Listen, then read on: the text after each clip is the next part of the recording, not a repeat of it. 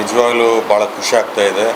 ಯಾಕಂದರೆ ಇಡೀ ಬಳ್ಳಾರಿ ಜಿಲ್ಲೆಯಲ್ಲಿ ನಮ್ಮದೇ ಆದಂಥ ಒಂದು ಅಖಿಲ ಭಾರತ ವೀರಶೈವ ಮಹಾಸಭಾದ ಎಲ್ಲ ತಂಡದ ಸದಸ್ಯರು, ಅದರ ಜೊತೆಗೆ ನಾನು ಕಳೆದ 20 ವರ್ಷಗಳಿಂದ ಏನು ಕರ್ನಾಟಕ ರಕ್ಷಣಾ ವೇದಿಕೆ ಸೇವೆ ಮಾಡ್ಕೊತ ಬಂದೀನಿ.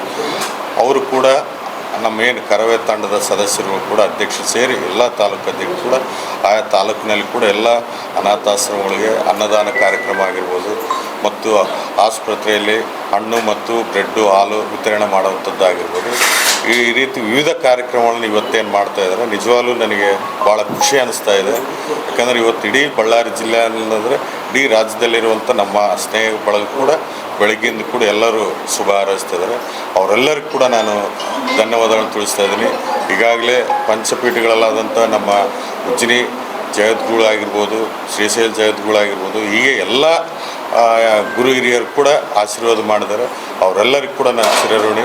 ಹಾಗೆ ನಮ್ಮ ಯುವ ನಾಯಕರಾದಂಥ ಶಾಸಕರು, ಬಳ್ಳಾರಿ ನಗರದ ಶಾಸಕರು ಆರ್ ಭರತ್ ರೆಡ್ಡಿ ಅವರು ಸೇರಿ ಎಲ್ಲ ಗಣ್ಯ ವ್ಯಕ್ತಿಗಳು ಕೂಡ ಶುಭ ಹಾರೈಸ್ತಾರೆ. ಅವರೆಲ್ಲರಿಗೂ ನಾನು ಚಿರಋಣಿಯಾಗಿರ್ತೀನಿ ಅಂತಂತೇಳಿ ಈ ಸಂದರ್ಭದಲ್ಲಿ ಹೇಳ್ತೇನೆ.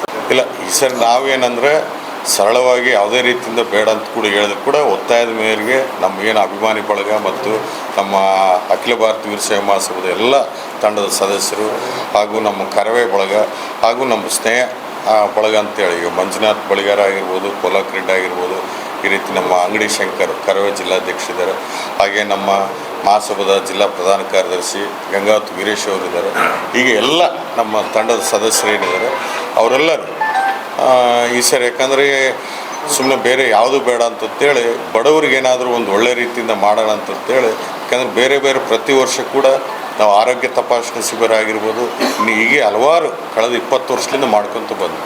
ಹಾಗೆ ಈ ಸಾರಿ ಕೂಡ ಇಡೀ ಜಿಲ್ಲೆಯಲ್ಲಿ ಕೂಡ ಸಂಡೂರಲ್ಲಾಗಿರ್ಬೋದು, ಕುರುಗೋಡು, ಕಂಪ್ಲಿ, ಸಿರುಗುಪ್ಪ ಮತ್ತು ಬಳ್ಳಾರಿ ನಗರದಲ್ಲಿ ಮತ್ತು ಬಳ್ಳಾರಿ ಗ್ರಾಮ ಎಲ್ಲ ಕಡೆ ಮಾಡ್ತಿದ್ರು. ಅವರೆಲ್ಲರಿಗೂ ಕೂಡ ನಾನು ಚಿರಋಣಿಯಾಗಿರ್ತೀನಿ ಅಂತಂತೇಳಿ ಸಂದರ್ಭದಲ್ಲಿ ಹೇಳ್ತೀನಿ.